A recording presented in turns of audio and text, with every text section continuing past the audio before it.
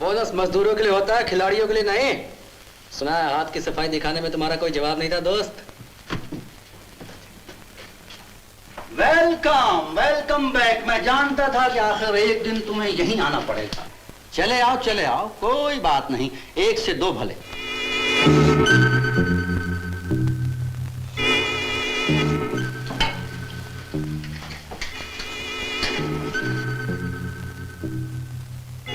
लेकिन अब की बार मेरी कीमत पर। ये देखो, तुम्हारी जगह किसी दूसरे ने ले ली है। वो जगह उसे ही मुबारक हो। मैं अपने पिछले बोनस की बात करने आया। राजा पार्टनर, अरे हमारी भी कुछ कम नहीं। अचानक माँ की हालत बहुत खराब हो गई है और डॉक्टर का कहना है अगर फौरन ऑपरेशन न किया गया तो बचने की कोई उम्मीद नहीं और ऑपरेशन के लिए रुपया चाहिए। बेशक हर चीज के लिए रुपया चाहिए। तुम्हें पालने के लिए भी रुपया चाहिए था और अब इसे पालने के लिए भी। कान बहरे हो चुके हो तो फिर से सुन लो। मैं अपना पुराना बोनस मांगने आया हूँ। खैरात फिर कभी। ये जुआ खाना है, माल लगाओ और माल बनाओ। शेम मिस्टर गैम्बलर, इतने बड़े जुआरी को मैंने आज तक भिखारियों की तरह हाथ फैलाते नहीं देखा। तो चलो बांटो पत्ते, देखें कौन किसको भिखारी बनाता है। माल निकाल। उधार रहा। ये कैश का धंधा है दोस्त, बनिए की दुकान नहीं। हार गया तो जिंदगी भर गुलामी करूंगा। तुम्हारी जिंदगी की कीमत ही क्या है? सुना है आजकल जूली के टुकड़ों पर पल रही है। खेलो राजा, ये 2 तोला सोना है, इसकी कीमत बोलो। जूली, उठा ले लॉकेट वापस। नहीं राजा, खेलो ना, खेलो। अरे अगर सच्चा सोना हो तब ना। रख दे लॉकेट बीच में।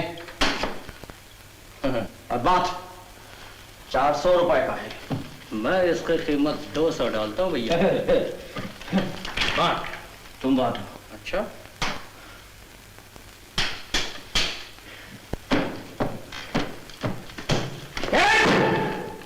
ये चालाकी मेरे साथ नहीं चलेगी। अब किट्टू बांट कर ले।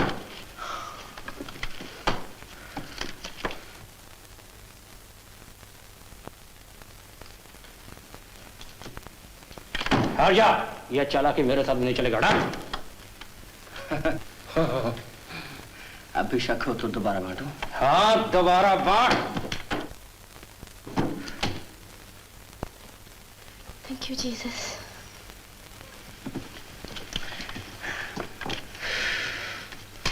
तुम ही काटोगे आपकी बार?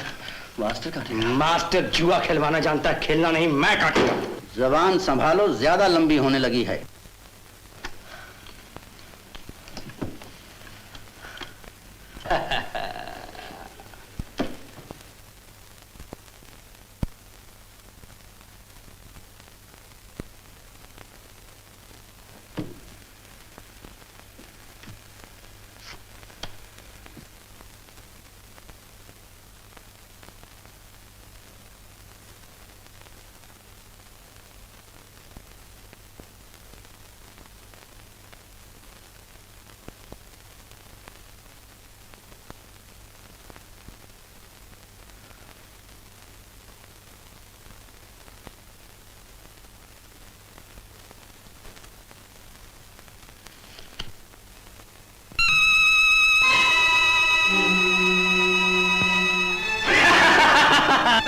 जीसस, मैं आपकी बात दुआ मांगना क्यों भूल गई? इसे कोई नहीं छुएगा, ये तो मेरी जान बहार के लिए है। हाँ जूली। खैराती घर सड़क के अगले मोड़ पे है। मुड़ के आऊंगा, भोंको नहीं, हिसाब चुकाने के लिए। चल जूली। सैम, मुझे कुछ पैसा चाहिए। याद है तुमने एक शर्त हारी थी? अरे उसका बदल हम तुमको नौकरी दिलाए, लेकिन तुमने हमारे इज्जत का भाजी पाला कर दिया। बगैर इन्फॉर्मेशन की उधर से नौकरी छोड़ के चला गया। मुझे कुछ उधार दे सकते हो? अरे उधार किधर से देगा? अपन खुद खड़का है, सिगरेट पीने का मानना पड़ेगा। क्या आदमी है।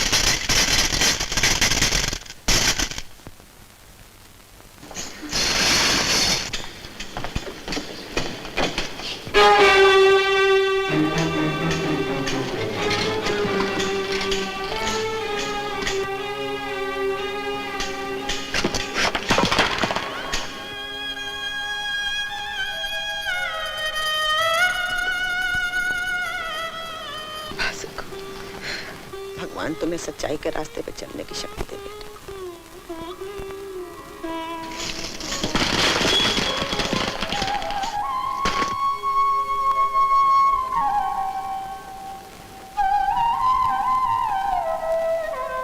रो मत मेरे बच्चे। इस दुनिया में कौन है ऐसा जिससे कभी कोई पाप नहीं हुआ। इन पश्चाताप के आंसुओं से तुम्हारे मन का सारा मैल धुल गया है। माँ का आशीर्वाद ले लो। भगवान के शरण में जो भी सच्चे दिल से आता है उसके सारे संकट दूर हो जाते हैं।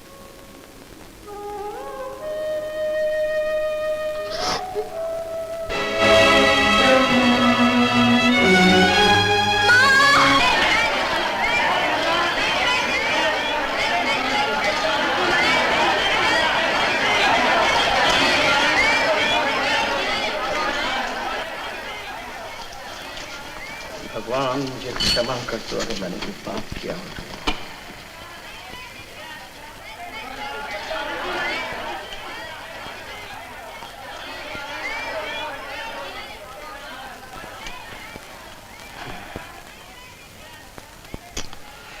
क्या मैं समझूं भगवान कि तुमने मुझे क्षमा कर दिया?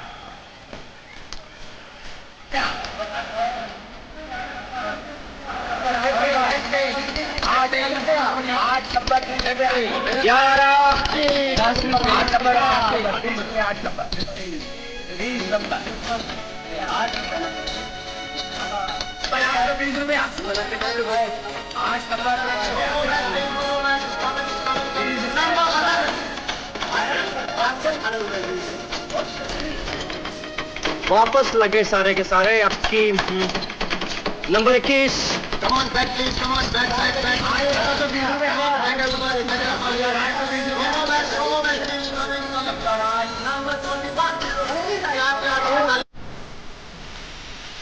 अब किसकी बारी है बांटने की? अब न तेरी न मेरी, किसी और दिन बांटेंगे। ये मिस्टर गैम्बलर, मैंने आज तक किसी बड़े जुआरी को पीठ दिखाते नहीं देखा है।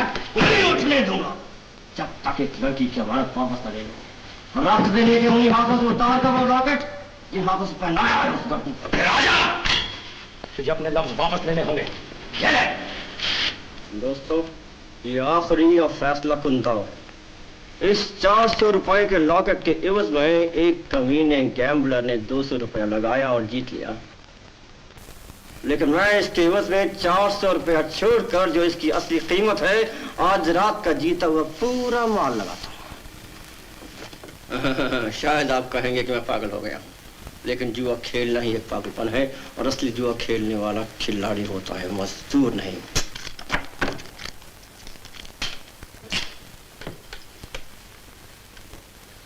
इसमें अगर मैं हार गया तो तुम्हें जुआरियों का शहंशाह समझा जाएगा, और अगर तुम हार गए तो आइंदा जिंदगी में मुझे कभी चैलेंज करने का दावा मत करना। खोलो पत्ते।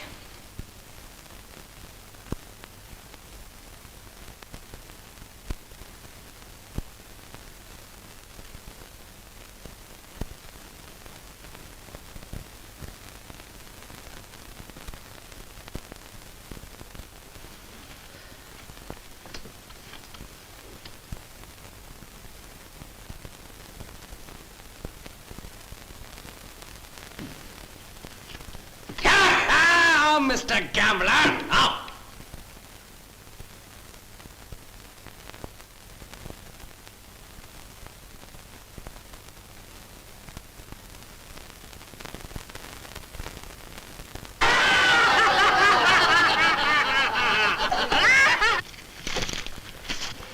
इस कमबख्त के क्रिश्चियन लौंडिया की तरह तूने भी मेरे लिए दुआ क्यों नहीं मांगी?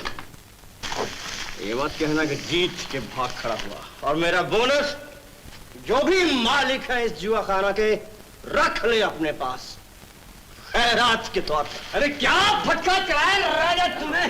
एक हफ्ते से हमें लूट रहा था, तूने हमारा बदला ले लिया पार्टनर। फिर किसी दिन समझ लूंगा। आज किस्मत ने किसी बेवकूफ का साथ दिया। वो तो सिर्फ बेवकूफ है, तुम गधे हो गधे।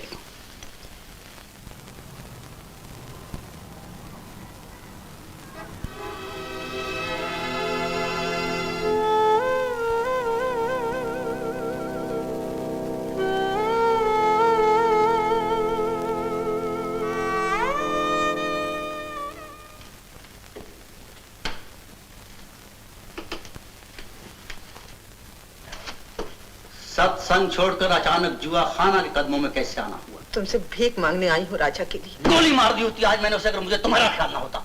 जिस थाली में खाता रहा उसी में छेद करने की कोशिश कर रहा है वो।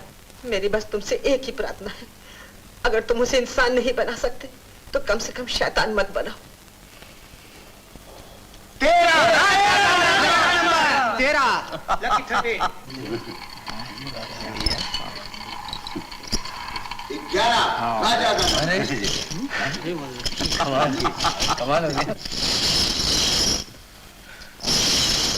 वो क्या कहावत है अंग्रेजी की, lucky in gambling and unlucky in love.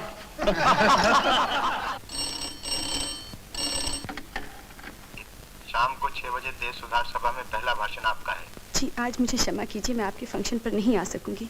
मेरी तबीयत कुछ दिनों से ठीक नहीं। जो एक आदमी का सुधार ना कर सकेगी वो देश सुधार क्या करेगी? कहिए भाई साहब। दिन भर घूमती फिरती हो इधर उधर मटक के, कभी तो काम की बात पर ध्यान दिया करो। देखो इनविटेशन आया अमर मेहता साहब के घर से। अमर मेहता? अरे हाँ हाँ, वो अपने पब्लिक प्रोसिक्यूटर है ना, जो मालामाल हिलते रहते हैं। तो उसमें क्या हुआ, रोज हर शाम के लिए इनविटेशन यहाँ पड़े रहते हैं, कमाल करते हो भाई साहब। लेकिन इस इनविटेशन में खास बात है, इनके साहबजादे 4 साल पहले विलायत गए थे लंदन स्टडीज के लिए, वो लौट आए। तो क्या हुआ, विलायत से कई लड़के पढ़ाई लिखाई करके लौट आते हैं। लेकिन इनके साहबजादे राम मेहता चंद्रा के साथ कॉलेज में थे ना। ओह, चंद्रा के साथ तो कई लड़के कॉलेज में थे। ये लड़का तो अपने घर में आया जाया करता था, चंद्रा के अच्छे साथियों में था, तुम्हें याद नहीं? ओहो, वो राम, वो अपना राम। हद हो गई है। अब आई बात समझ में, जरा अपना वजन कम करो तो बात जल्दी समझ में आएगी। समझ में आती जा रही है आहिस्ता आहिस्ता। चंद्रा उदास रहती है और राम उसके कॉलेज का साथी रहा है। 4 साल के बाद लंदन से होशियार बन के आया। हो सकता है कि इन दोनों को मिला देने से राजा के लगाए हुए जख्म भरने लगे और चंद्रा भूल जाए। लो, इतनी सी बात समझाने में इतनी देर कर दी आपने। अब तो समझ गई। ये इनविटेशन है कब का? आज रात का, राम का विलायत से लौटने की खुशी में। ओह, मैं चंद्रा को भी तैयार होने के लिए कहती हूँ। जरा सज धज के जाएगी तो मेहता साहब के साहबजादे। लेकिन तू जरा कम सज धज कर जाना।